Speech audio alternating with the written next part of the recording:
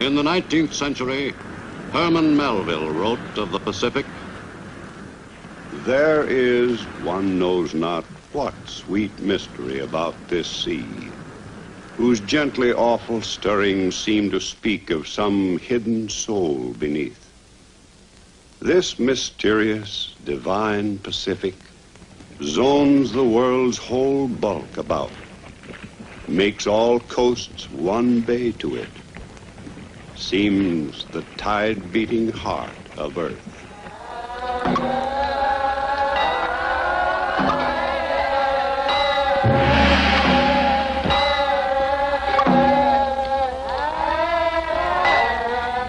In this 20th century, the world is growing more and more aware of this strategic area, once explored by Magellan and Cook, and immortalized by Stevenson and Conrad. And now these once remote lands are covered with the evidences of modern history. The tie between the Pacific world and the United States, first established by the visits to the Orient of Yankee merchant ships, has grown increasingly strong through the years. Today, the affairs of this republic and the Pacific world are inextricably interwoven. A modern author, James A. Michener, has written of this mighty sea. "Our men lie buried there. Our ships and planes are in its bosom. And I am convinced that along its shores will be determined the precise quality of our future."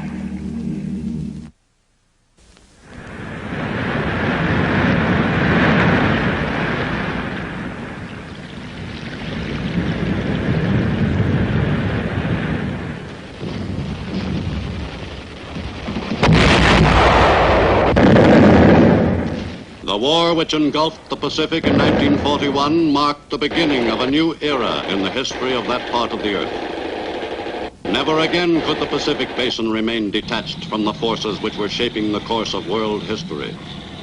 The first truly global war brought to the Pacific the look of destruction and the smell of death, already familiar in other parts of the earth.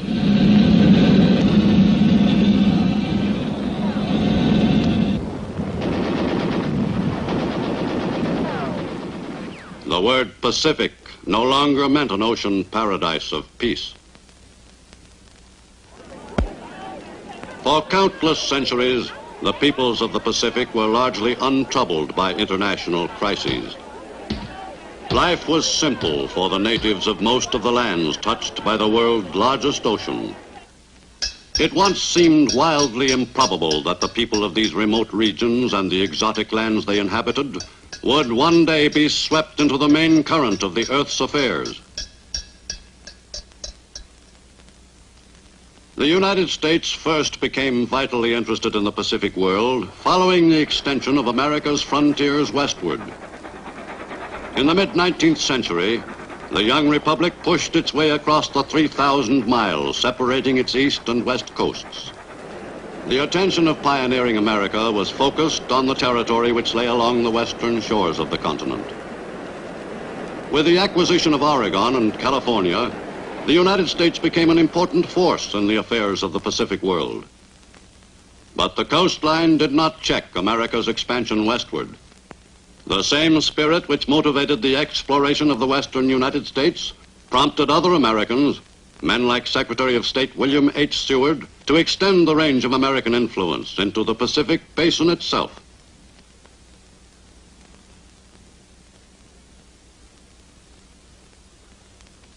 With the purchase of Alaska from Russia in 1867, the United States gained a bastion from which control of the North Pacific area could be effected. America's new territory was rugged, magnificent country. For well over a century, this land had been ruled by the demands of the Russian fur trade. No serious attempt at colonization and development had been made by its former owner. In the early days of U.S. control, Alaska was a land of opportunity to a number of Americans who had failed in their attempt to make a fortune, but who still hoped to succeed one day. The discovery of gold in Alaska in the 1880s provided a strong incentive for Americans to migrate to the new territory.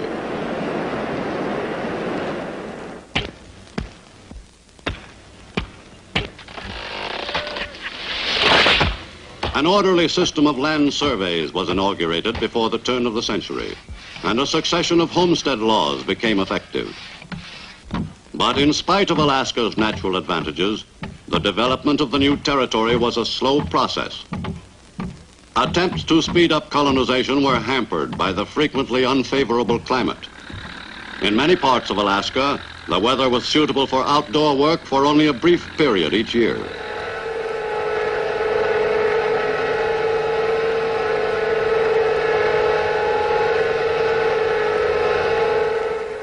Early in the 20th century, work was begun on the Alaska Railway, which upon completion was to cover 500 miles of territory. But despite these intimations of progress, Alaska remained a sprawling, undeveloped outpost, whose new residents were clustered in a few towns along its southern shore.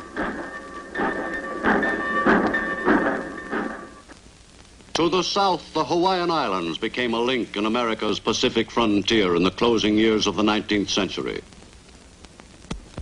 Hawaii lies directly in the path of the trade winds.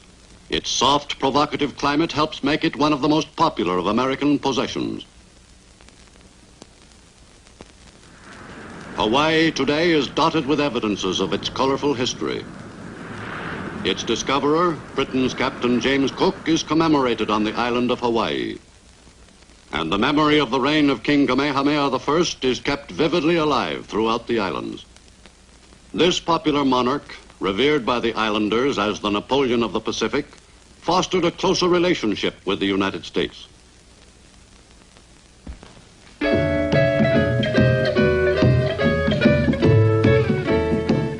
Hawaiians are a happy, hospitable people. Today, the Polynesian strain, in its pure form, is not as prevalent as it was in former years, due to years of intermarriage with other racial groups. Ancient Polynesian customs are still celebrated, in much the same spirit their ancestors observed in the days before the coming of the white man several generations ago. All the islanders, of whatever racial stock, revel in the native ceremonies. But life in Hawaii also has its modern commercial side. Honolulu, the crossroads of the Pacific, is the business hub of the Hawaiian archipelago. For many years, a few principal industries supported most of the Hawaiian population.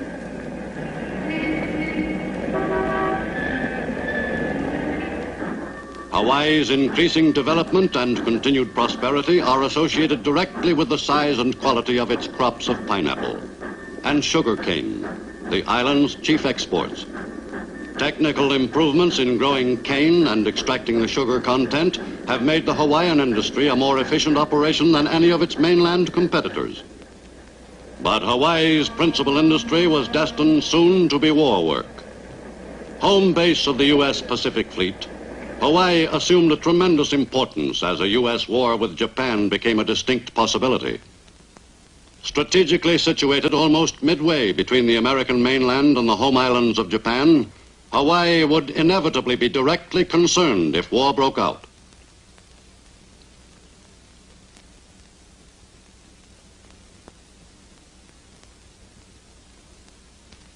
With the tension in the Pacific increasing, Army units continued their rehearsals for a defense of the Hawaiian Islands against a possible enemy attack. To the west, in the far reaches of the Pacific, the United States acquired a valuable Far Eastern outpost in Guam in 1898, following the war with Spain. For many years, the new American territory retained its largely primitive complexion. Habits of life passed along from generation to generation were not quickly altered. When Trans-Pacific Plane Service was established in 1936, Guam was made a regular stop, and the island became an even more important link in the chain of American possessions in the Pacific Basin. And it was quite apparent that the U.S. recognized its importance. American rule was strict but paternalistic. The governor and his associates were Navy officers appointed to their posts, and the affairs of the island were regulated in precise military fashion. In 40 years, the Guamanian population increased from 9,000 to 22,000, a rise which can be directly attributed to public health measures initiated by the Navy. Guam was predominantly Catholic, like the Philippines, also wrested from Spanish rule by the U.S. at the end of the 19th century. In the Guamanians, the United States had gained an intensely loyal people. Under American rule, the people were classed as nationals, but were not granted the privileges of citizens of the United States. Most Guamanians, whose lives had improved somewhat in recent years, looked hopefully toward the day when they might attain the status of full U.S. citizenship.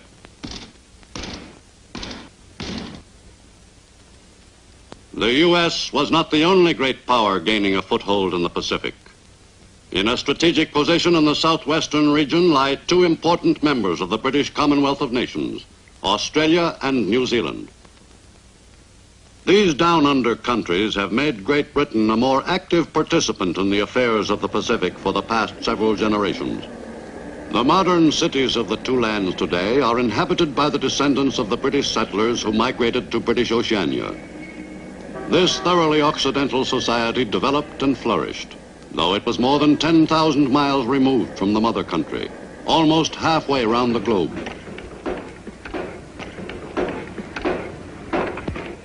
Today, Australia and New Zealand are autonomous communities within the British family of nations.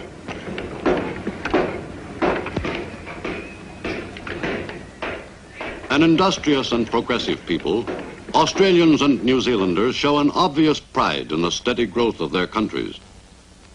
Although both nations have made considerable progress in developing their rich agricultural resources, there is still room for expansion, particularly in New Zealand and in the reclamation of Australian badlands.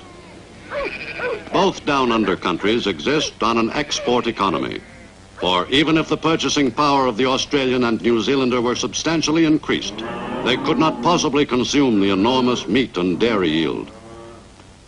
The livelihood of both Australians and New Zealanders has been dependent directly on Britain's purchases of their produce. As these purchases fall off, Australia and New Zealand are confronted with the problem of finding and expanding new markets.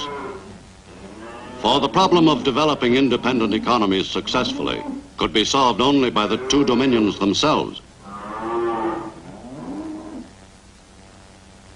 But while the bonds of empire were no longer as strong in a material and political sense, the spiritual tie between the dominions and the seat of the British Commonwealth of Nations remained as firm as ever.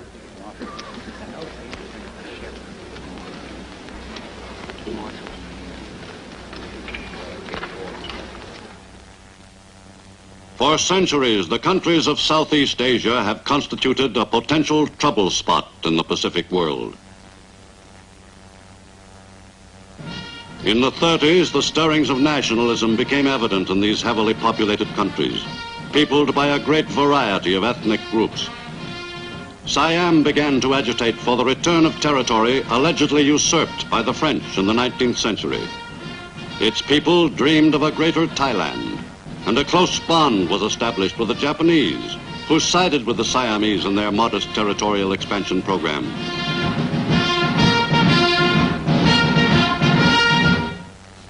Hub of the Oriental world for thousands of years, China held a dominant position in the Pacific Basin throughout most of the 19th century. China's principal point of contact with the outside world for almost 100 years was Shanghai, where British business interests first established a foothold. The economic life of all of China was related directly to the business affairs of China's large coastal population centers. Whoever controlled China's port cities exercised a powerful influence on the country's overall economic structure. The westernization of China's population centers had a profound effect on the country as a whole. China's principal cities in the 20th century had a decidedly Occidental cast. The lives of a considerable percentage of China's population were directly affected by the beginnings of the machine age in China.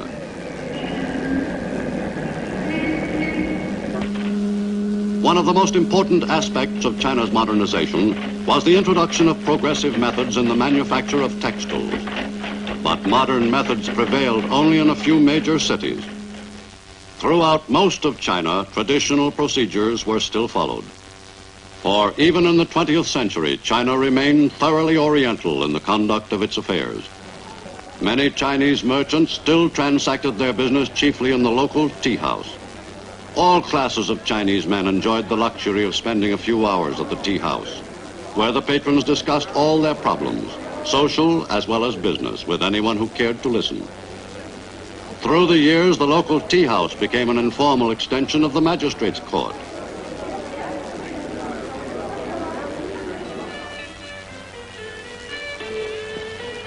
China's mode of life bore many striking resemblances to the manners of earlier generations.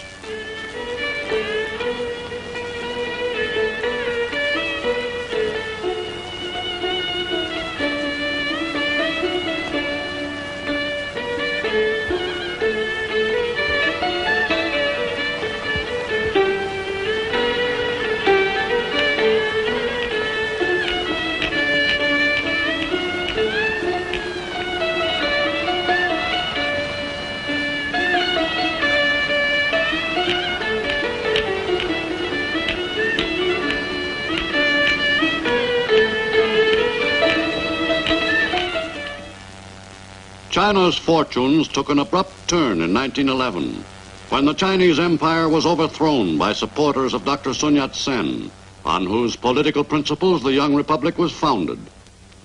A disciple of Dr. Sun, Chiang Kai-shek dedicated himself to the task of extending the revolution throughout China. America's interest in China, which dates back a number of generations, increased steadily through the early years of the 20th century. The men of the U.S. Asiatic Fleet became familiar figures in all China's coastal cities. To many of the men, China provided the best liberty ports in the Eastern Hemisphere, if not in the world. And business was always good when the fleet was in.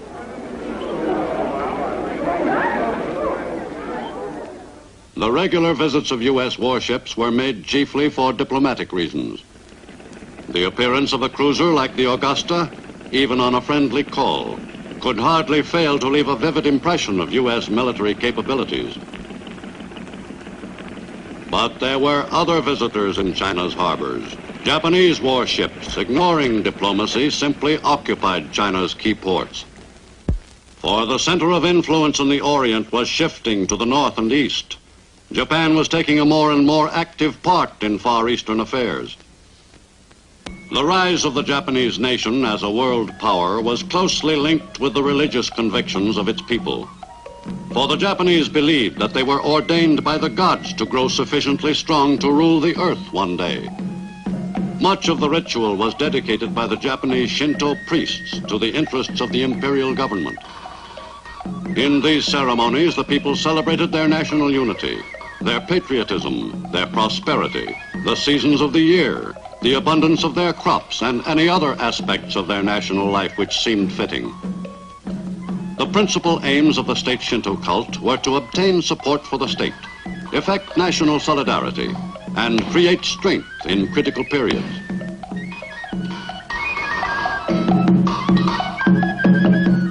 To the Occidental, the Japanese concept of existence was difficult to understand. In fact, until the mid-19th century, Japan and its people were virtually a complete mystery to the world at large. The home islands of Japan proper, although not large in total area, have supported a population of millions throughout recorded history. Every available square foot of land was carefully developed to provide the people with enough food for a bare existence. The basic social unit in Japan is the family, whose members have grown accustomed to living frugally. In the face of hardship, the Japanese have long been a stoic race. Women had a humble status in the Japanese household. But among the poorer classes, the differences in social standing were less rigid. From the earliest years of Nipponese history, the men have been great fishermen. The export of marine products has been a thriving industry since Nippon resumed contact with the outside world. During the early decades of the 20th century, Japan stepped up the development of all her industries. Foreign influences had a considerable effect in the shaping of modern Japan. Life in her large cities came to bear some resemblance to that in Occidental commercial centers.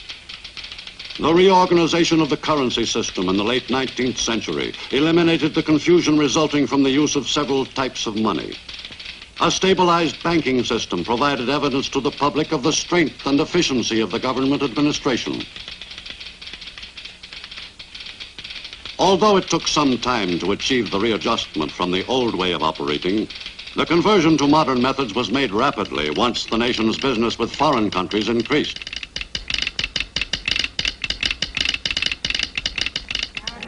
The telephone, introduced in Japan in 1877, helped materially in bringing the country back into the orbit of world affairs.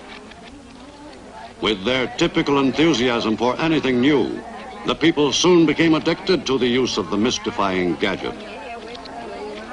Once begun, the westernization of the home islands of Japan quickly gained momentum. As soon as they had become aware of what life was like outside their country, the Japanese addressed themselves to the task of imitating that life wherever possible.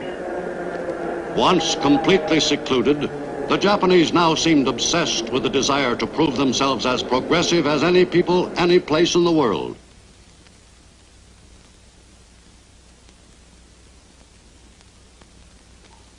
But this craze for Western ideas did not completely transform Japan. Its cultural life remained virtually unaffected by Western influences.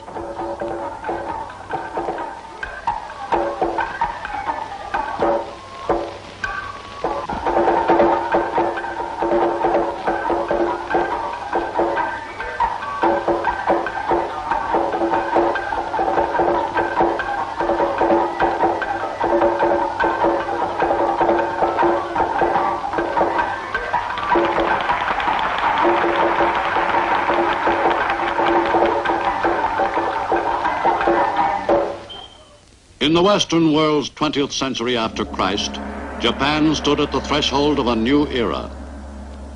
The cult of emperor worship was appropriated by a small but powerful militarist clique, which adopted the doctrine of extending Japan's borders by force if necessary.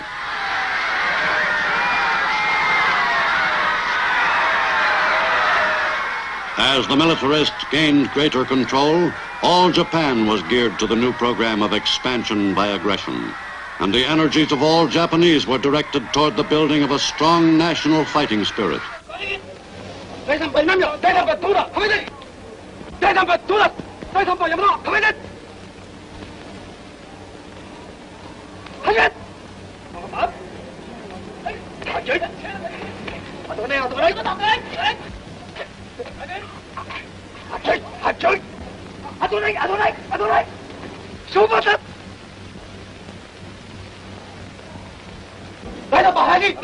But the development of the fighting spirit was not limited to adults.